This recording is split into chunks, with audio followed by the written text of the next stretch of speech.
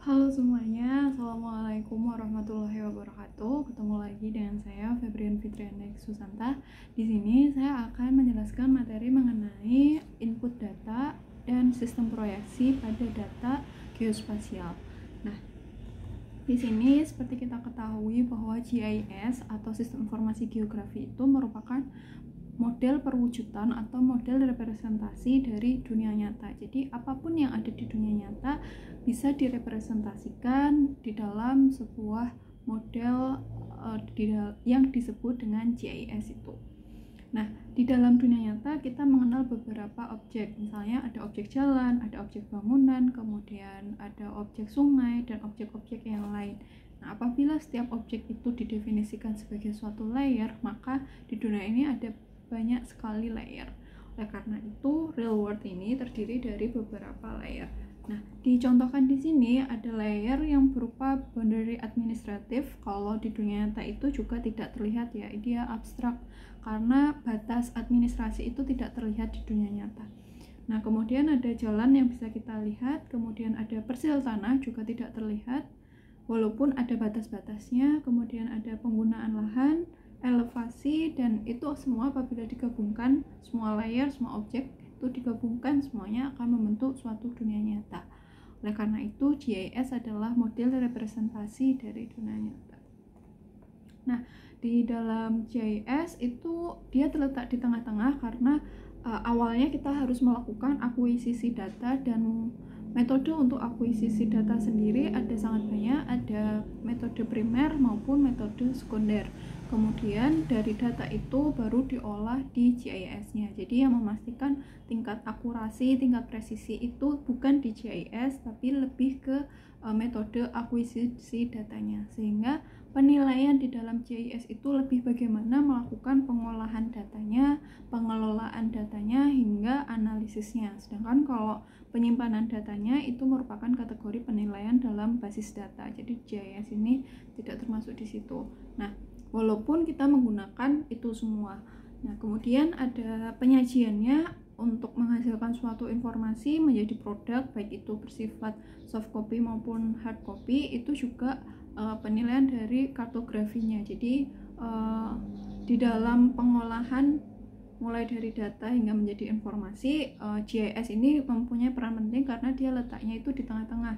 Kita juga menggunakan data hasil akuisisi, kemudian memastikan datanya itu juga, tapi kita juga menggunakan basis data dan kita juga harus mengelolanya. Dan GIS ini juga menyajikan suatu data, dan di sana peran dari GIS juga digunakan seperti itu. Nah, di dalam input data sendiri itu ada beberapa metode primer dan sekunder. Dari primer sendiri kita mengenal ada istilah surveying atau pemetaan langsung, baik itu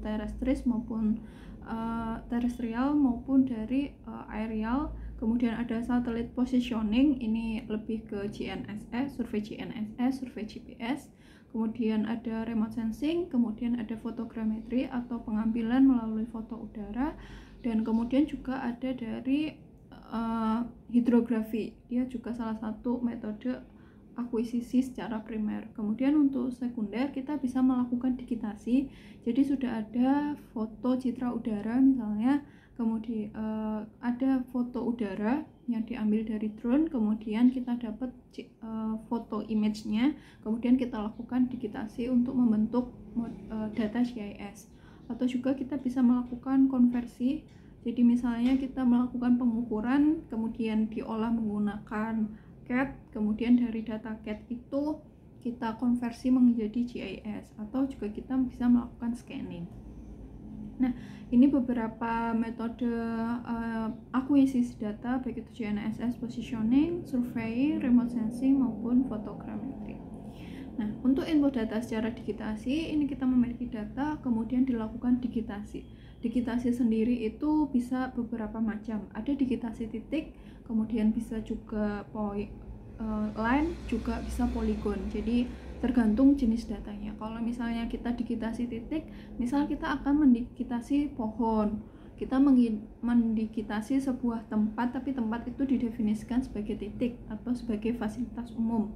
Kemudian kita mendigitasi misalnya objek-objek yang kecil, misalnya bendera, letak bendera atau yang lain-lain. Kemudian kalau line, kita mendigitasi. Line ini adalah gabungan dari beberapa poin atau gabungan dari beberapa titik. Jadi kita perlu digitasi titik, kemudian digitasi titik yang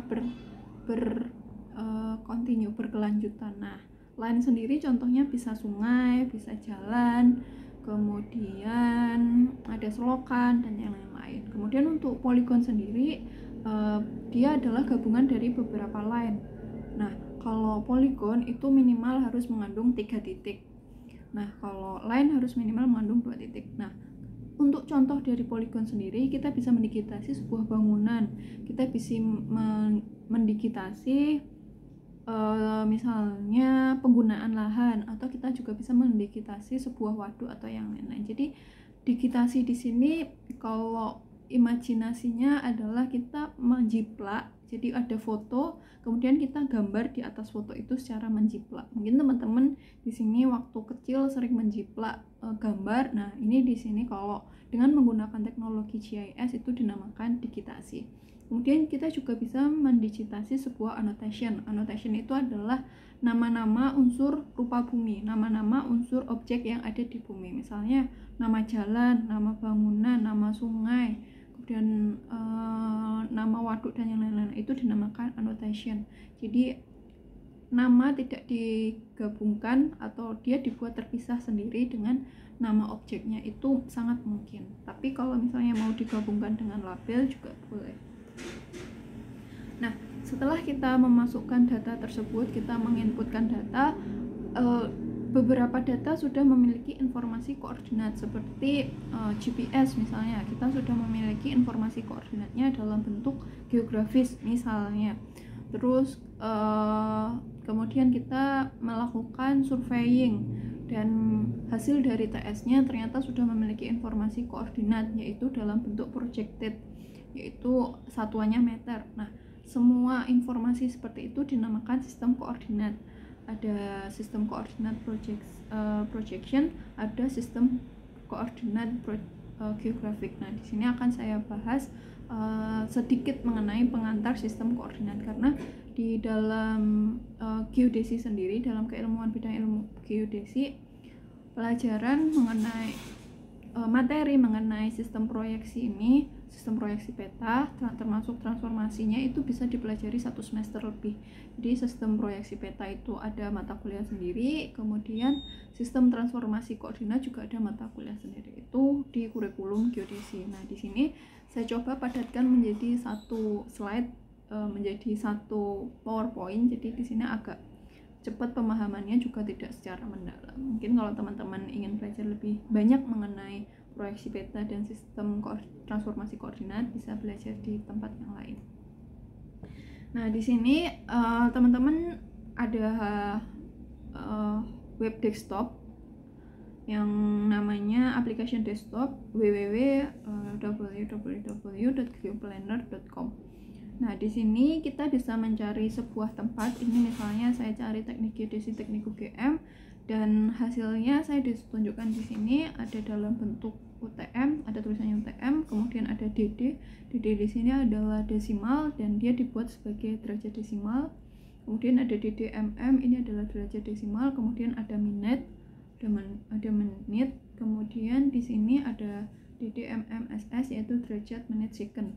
Nah, di sini teman-teman dari mendefinisikan satu tempat saja, teman-teman sudah dapat 3 informasi koordinat, yaitu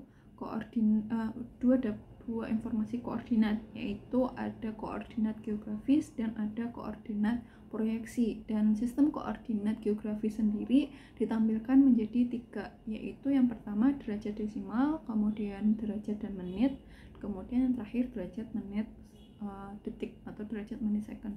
Nah, dari situ teman-teman bisa disesuaikan kebutuhannya itu ingin menyajikan seperti apa. Nah, ini. Jadi ada sistem koordinat proyeksi dan juga ada sistem koordinat geografis. Nah, kenapa di dalam GIS kita perlu mempelajari ini? Karena setiap data di dalam GIS, data vektor maupun data raster, memerlukan sistem koordinat supaya bisa digunakan untuk analisis, supaya bisa digunakan untuk sebagai pertukaran data, supaya bisa digunakan untuk menghitung panjang, luas, keliling, dan lain-lain, supaya bisa digunakan untuk mendapatkan informasi lebih lanjut lagi. Dan di dalam menampilkan data di dalam GIS sendiri, wajib data yang ditampilkan harus memiliki informasi koordinat. Nah, informasi koordinat apa yang cocok untuk suatu data itu tergantung dari kebutuhannya. Oleh karena itu, kita harus mengenali data kita dan kita juga harus mengenali sistem koordinatnya. Nah, yang pertama yang akan saya bahas adalah sistem koordinat geografis. Nah, teman-teman di sini pasti paham bahwa Indonesia itu terletak antara 6 derajat lintang utara sampai 11 derajat lintang selatan. Nah, lintang di sini itu menunjukkan bahwa Indonesia itu digambarkan dalam sistem koordinat geografik, yaitu dari 6 derajat lintang utara sampai 11 derajat lintang selatan.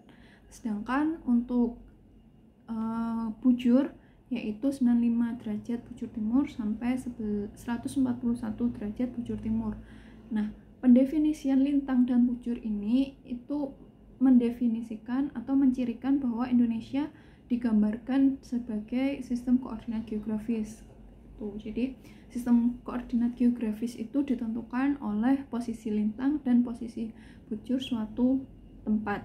Nah, posisi lintang sendiri sebenarnya diambil dari mana? Posisi lintang itu diambil dari ekuator. Nah, sebagai contoh Indonesia dilewati oleh garis ekuator. Oleh karena itu, ada daerah-daerah yang berada di lintang utara dan juga ada daerah-daerah yang berada di lintang selatan.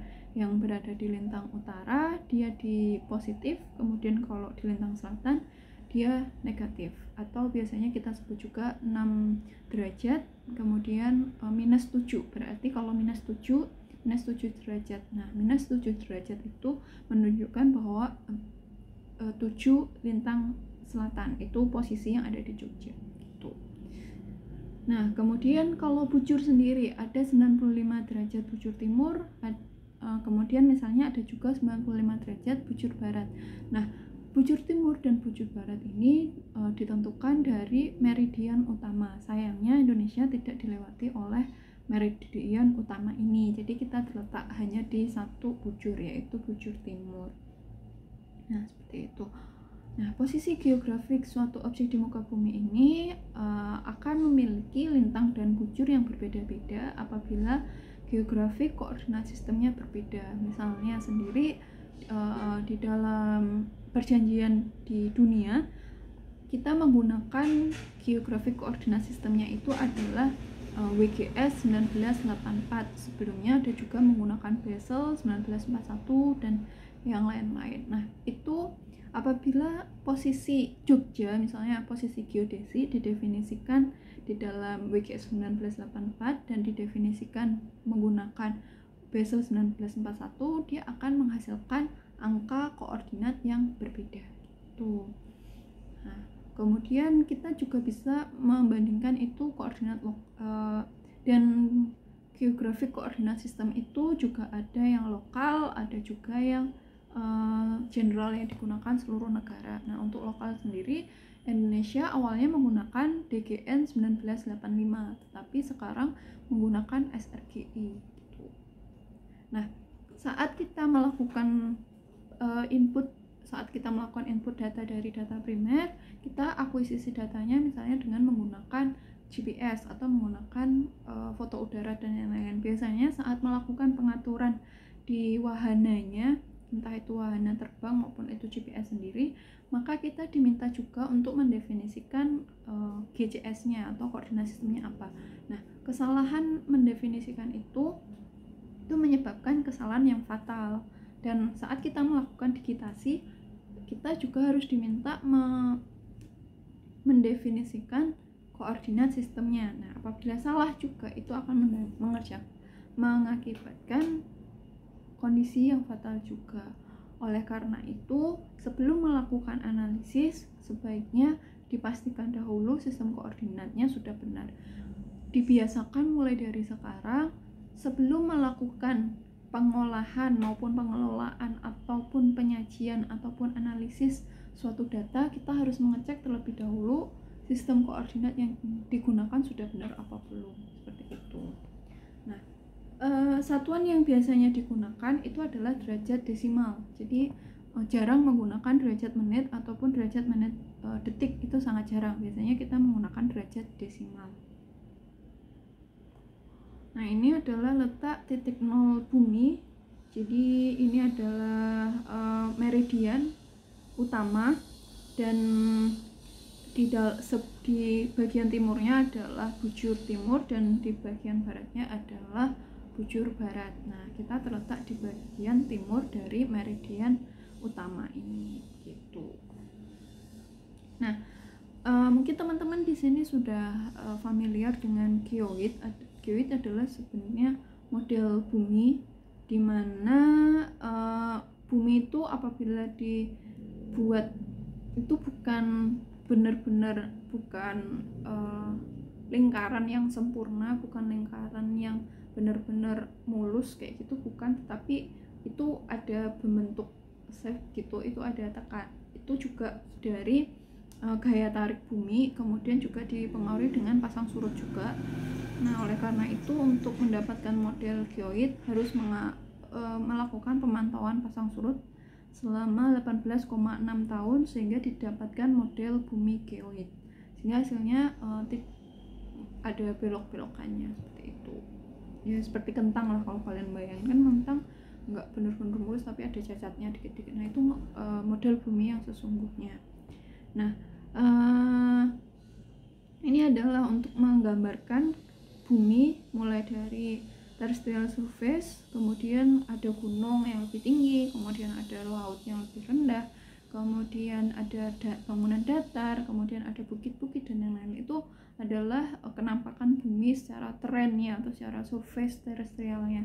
Kemudian dimodelkan dengan menggunakan pasang surut selama 18,6 tahun sehingga menghasilkan model bumi geoid. Kemudian dimodelkan secara matematis sehingga kita mengetahui jari-jari bumi di dalam X dan juga Y. Nah, itu didapatkan setengah sumbu panjang dan setengah sumbu pendek, setengah sumbu panjang bumi dan setengah sumbu pendek bumi. Dan ada juga yang mengatakan jari-jari bumi itu apabila kita mendefinisikan bumi adalah sebagai lingkaran, seperti itu. Jadi ada tahapannya mulai dari terrestrial surface hingga ke lingkaran. Nah, ini elipsoid itu dibuat supaya paling mendekati bentuk ideal bumi. Jadi kita nggak bisa mendefinisikan secara langsung elipsoidnya. Elipsoid itu yang ini. Jadi elipsoid itu terdiri dari setengah sumbu panjang dan setengah sumbu pendek, juga ada faktor kelengkungan atau nilai F-nya. Nah, nilai itu dinamakan elipsoid. Nah, elipsoid itu dibuat supaya mendekati dengan geoid, walaupun nanti misalnya ada selisihnya, itu nggak masalah, asal model bumi yang paling mendekati geoid itu elipsoid yang paling ideal, seperti itu. Nah, oleh karena itu di dalam pendefinisian geoid kemudian elipsoid, kita mengenal ada istilah geoid, kemudian ada elipsoid dan spheroid dan terrain sendiri. Jadi kalau teman-teman perhatikan mean sea level atau yang selama pengamatan 18,6 tahun itu akan membentuk model geoid bumi seperti apa. Nah, kemudian nanti dibandingkan dengan elipsoid. Jadi elipsoid itu bisa berubah seperti itu mengikuti dengan geoid yang saat ini, karena tetapi karena perubahannya itu tidak terlalu signifikan, maka elipsoid yang digunakan masih sama sampai sekarang gitu. Nah, kemudian untuk terrain sendiri, kalau terrain kan ada yang pegunungan, kemudian ada yang ocean, samudra dan lain-lain, maka dia berbeda. Nah, oleh karena itu dalam mendefinisikan sebuah elipsoid, carilah yang paling mendekati model bumi geoid. Nah, kita nggak perlu mencari itu, tapi mungkin suatu saat nanti pekerjaan kita adalah di situ, maka kita harus concern di situ. Dan karena di dalam GIS kita hanya menikmati itu, maka kita tidak perlu memikirkan itu. Tapi untuk yang fokus concernnya ke bidang-bidang kebumian seperti geodinamik, kemudian geodesi, dan geodesi yang lebih ke arah pengamatan pergeseran lempeng dan pengamatan pasang surut, nah itu harus concern terhadap ellipsoid, geoid, dan lain-lain itu. Nah, di sini sudah saya katakan juga bahwa ellipsoid itu ada yang sifatnya global yaitu WGS 1984, juga ada yang sifatnya regional. Misalnya Indonesia juga memiliki ellipsoidnya, yaitu misalnya DGN 1985 itu salah satunya. Kemudian itu sistem koordinat yang menggunakan ellipsoid, mendefinisikan sendiri ya ellipsoid secara regional. Kemudian misalnya juga SRGI 2013. Nah, carilah yang paling mendekati geoid di Indonesia itu seperti apa gitu. Jadi ellipsoid, sebelum mendefinisikan ellipsoid kita harus mengetahui kondisi geoid di Indonesia seperti apa.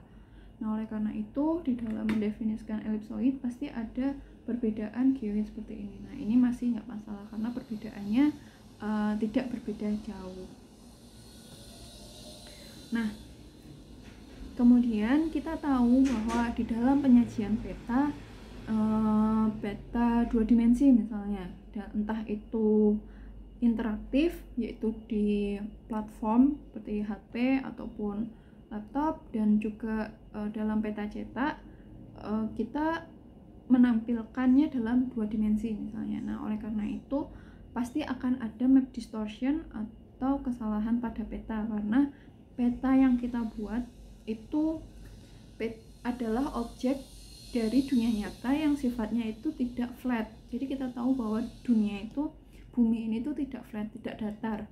Maka di dalam membuat suatu peta dua dimensi maka pasti akan ada distorsinya. Nah, distorsi itu yang harus diminimumkan. Ada yang distorsi panjang, ada yang distorsi sudut, dan juga ada yang distorsi lain. Nah, itu jadi teman-teman akan mempelajari ini lebih lanjut di proyeksi peta. Nah, ibaratkan sebuah jeruk atau sebuah bola, kemudian kita buat bola atau jeruk itu menjadi sebuah bidang datar. Nah, itu kan pasti ada kesalahan-kesalahannya, dan juga tidak lengkap. Nah, oleh karena itu perlunya kita mendefinisikan sebuah sistem proyeksi yang sesuai dengan daerah kita.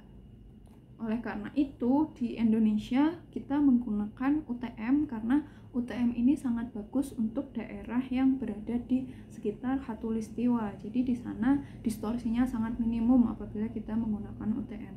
Mungkin negara-negara yang berada di sekitar kutub dia tidak menggunakan UTM karena di sana distorsinya maksimal apabila mereka menggunakan UTM. Nah, seperti itu. Nah, proyeksi ini Mercator ini itu sumbu X-nya itu sepanjang garis ekuator. Nah, kalau Geographic Coordinate System dia menggunakan satuannya itu desimal, sedangkan kalau Projected Coordinate System satuannya biasanya dia menggunakan meter. Dan kita kenal bukan lintang dan bujur, tapi kita kenal sumbu X dan sumbu Y. Sumbu X itu sama dengan bujur, sedangkan sumbu Y itu sama dengan lintang. Gitu. Kalau sumbu X dia sepanjang garis ekuator, sedangkan sumbu Y ini menggunakan proyeksi garis meridian, sama seperti lintang. Tuh.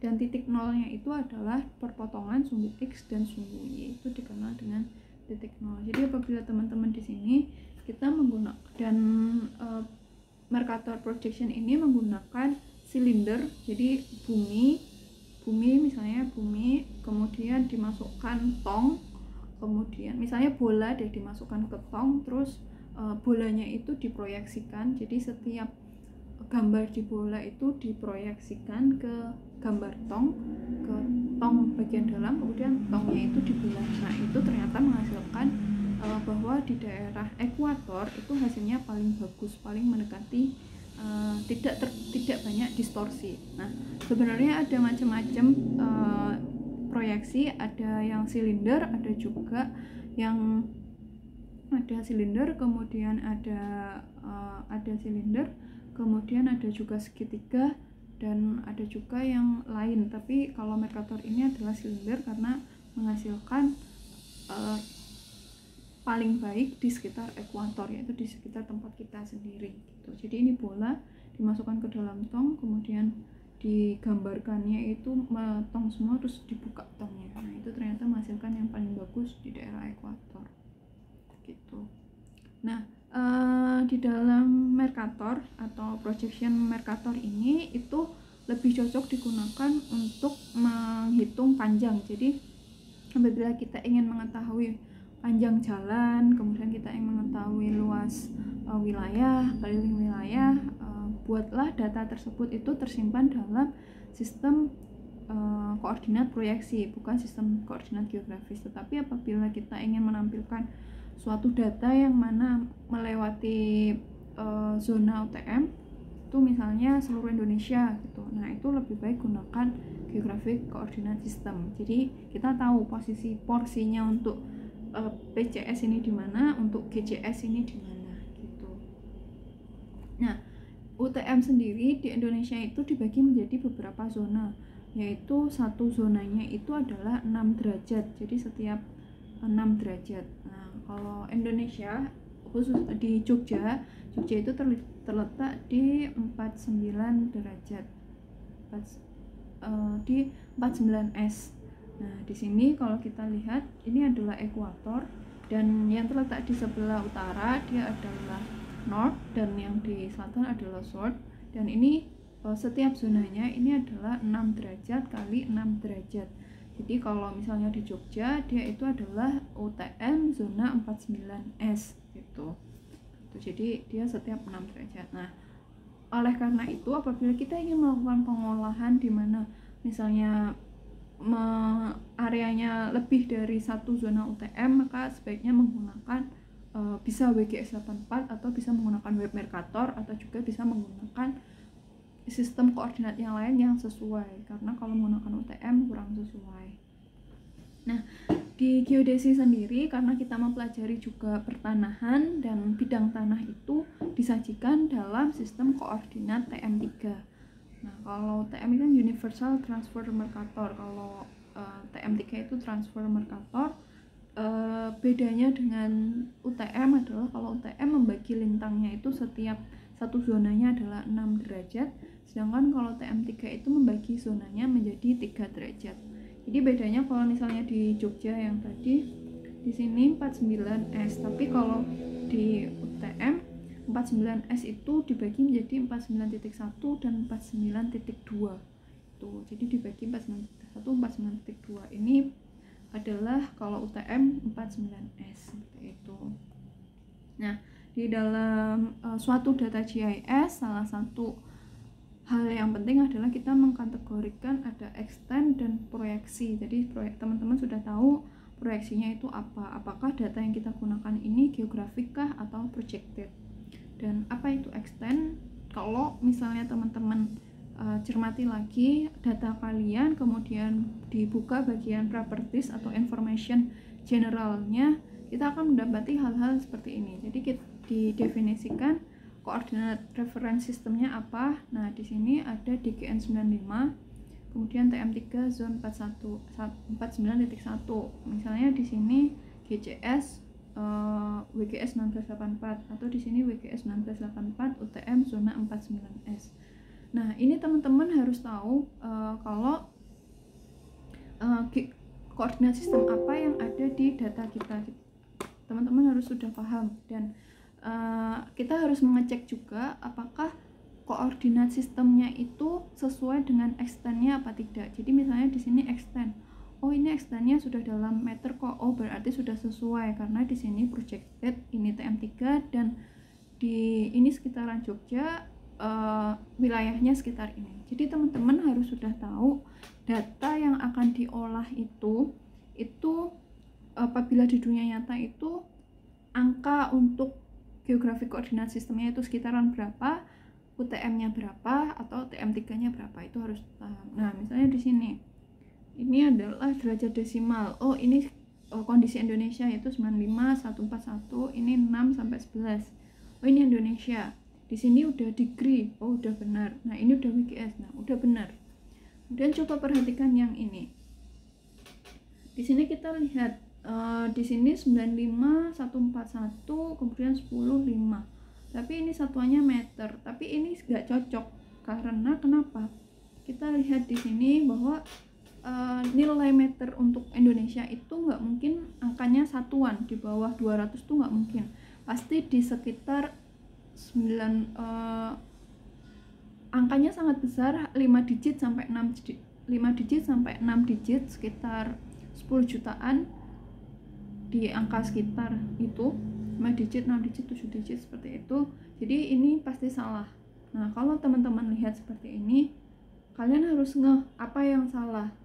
Di sini menggunakan WGS 198449S, padahal di sini kita menggunakan meter. Oh, berarti ini yang salah adalah proyeksinya. Jadi harusnya menggunakan WGS 1984. Kalau terjadi hal seperti ini, maka yang harus dilakukan adalah mendefinisikan ulang sistem koordinat dari data yang kita miliki, karena tidak sama antara extendnya dan juga koordinat sistemnya. Jadi yang dilihat extendnya, bukan koordinat sistem. Nah, walaupun di sini koordinat sistemnya adalah UTM, ini adalah jangan define-nya itu adalah UTM, karena kita melihat extendnya. Extendnya ini untuk WGS, bukan untuk UTM. Nah, oleh karena itu define projection-nya, koordinat sistemnya diganti ke WGS supaya nanti tampilannya seperti di sini gitu. Nah, di dalam sistem koordinat kita mengenal 3 hal yang sangat penting. Dalam perangkat GIS juga ada 3-tiganya itu. Yang pertama adalah datum. Datum itu adalah large scale reference grid based on spherical model of the earth, yaitu yang tadi model dari dunia nyata itu. Kalau di sini kita kenal datumnya adalah WGS 1984. Jadi ellipsoidnya, model dunia nyata sphericalnya itu apa gitu. Kemudian kalau projection itu ada 2, yaitu project dan define projection. Kalau project itu adalah mengubah dari satu koordinat ke koordinat yang lain, ke sistem koordinat yang satu dengan yang lain. Misalnya kita akan melakukan pengubahan dari sistem koordinat UTM ke WGS. Nah, itu dinamakan projection. Kalau masalah kondisinya seperti yang ini, yang salah hanya koordinat sistemnya tapi extendnya udah benar, nah itu adalah melakukan define projection, yaitu sebuah metode untuk mendefinisikan suatu sistem dari sebuah layer. Jadi mendefinisikan ulang. Nah, ada beberapa kasus di mana saat kita input data dia belum memiliki sistem koordinat, maka yang harus kita lakukan adalah melakukan define projection. Nah, define projectionnya apa? Nah, kita lihat extendnya, kita lihat datanya gitu. Dan kalau geographic transformation yaitu mengubah suatu lokasi dari satu datum ke datum yang lain. Misalnya WGS 1984 kita ubah ke Basel 1841 misalnya seperti itu. Nah, di dalam GIS kita mengenal georeferencing, yaitu untuk mendefinisikan suatu sistem koordinat dari sebuah layer. Georeferencing. Nah, pilihlah peta, sistem proyeksi peta yang benar, karena akan mendukung penyajiannya, juga akan mendukung analisisnya, juga mendukung pengolahannya. Kayak misalnya bidang tanah, jangan bidang tanah di define di sistem UTM, tapi harusnya bidang tanah itu ke TM3. Jadi kita harus wisely, harus secara bijaksana memilih the right map projection itu sendiri gitu. Nah, ini adalah mengapa kita perlu belajar proyeksi peta, kita perlu belajar sistem koordinat, kita perlu belajar transformasi koordinat, karena ini adalah kasus yang ini sangat fatal salahnya, karena ternyata orang yang bekerja dari kanan dan kiri, atau misalnya kita menggunakan di tambang biasanya kan ada terowongan dari kanan dan kiri dan nanti ketemu di tengah-tengah. Nah, apabila kita tidak memahami sistem koordinat, kemudian kita tidak memahami sistem transformasi koordinat dan proyeksi dan yang lain, maka hal-hal tersebut itu akan terjadi dan itu akan menyebabkan kesalahan yang sangat fatal. Kita akan kerugian waktu, rugi biaya, rugi semuanya. Nah, oleh karena itu sebagai seorang geodet, seorang surveyor, kita harus memahami apa itu sistem koordinat, sistem transformasi koordinat, sistem proyeksi koordinat gitu. Nah, di dalam GIS sendiri itu ada perangkat atau ada perintah fungsi menu yang dinamakan on the fly reprojection. Itu gunanya apa? Karena saat kita mengerjakan atau membuat suatu project di dalam GIS, mungkin semua data yang kita miliki itu terdiri dari beberapa data. Misalnya ada data raster yang biasanya define sebagai geographic coordinate system, kemudian ada data misalnya data suatu bidang tanah, kemudian ada data jalan dan lain-lain. Maka data yang kita tampilkan dalam satu project ini itu terdiri dari WGS 1984, kemudian ada UTM, ada TM3. Nah, apakah bisa ditampilkan supaya data tersebut itu tetap bertumpuk, tetap satu layer, tetap satu tampilan, bisa overlay gitu. Nah, itu jawabannya adalah bisa, karena di perangkat GIS dia mempunyai menu on the fly projection. Jadi teman-teman harus mengaktifkan dulu on the fly projectionnya di dalam GIS supaya data yang berbeda-beda itu dapat ditampilkan sebagai satu kesatuan. Seperti ini contohnya. Misalnya ini adalah WGS 1984, kemudian ini UTM 3, kemudian ini TM 3. Nah, dia tetap bisa satu overlay gini, satu tumpuk, karena ada perintah on the fly reprojection yang ada di perangkat lunak GIS. Nah, on the fly reprojection ini adalah dia tidak mengubah sistem koordinat dari suatu layer, tetapi dia membuat layer tersebut itu bisa jadi satu kenampakan gitu, asal sistem koordinat dari setiap layernya udah benar. Kalau satu aja sistem koordinat layernya salah, dia tidak akan numpuk seperti itu. Jadi pastikan dulu sistem koordinat layer sebelum kita bekerja dengan data GIS. Ini adalah beberapa referensi perkuliahan yang mungkin bisa kalian gunakan. Ini saya juga mengambil dari sebagian slide atau beberapa slide dalam PPT Pak Denny Loksono gitu. Terima kasih teman-teman, semoga apa yang saya sampaikan ini bermanfaat. Semoga bisa menambah pengetahuan kalian, menambah informasi kalian mengenai apa itu sistem koordinat, pentingnya, kemudian transformasi koordinat, sistem proyeksi peta, dan bagaimana kita mendefinisikan suatu data kita sebelum kita melakukan pengolahan ataupun penyajiannya nanti atau analisisnya. Semoga apa yang saya berikan bisa kalian gunakan untuk materi pembelajaran, dan jangan lupa bagikan apabila konten ini bermanfaat, dan apabila kalian ada pertanyaan, saran maupun komentar boleh disampaikan, bisa melalui komentar ataupun melalui media yang lain. Terima kasih sebelumnya, mohon maaf apabila ada kesalahan. Wassalamualaikum warahmatullahi wabarakatuh. See you in the next video.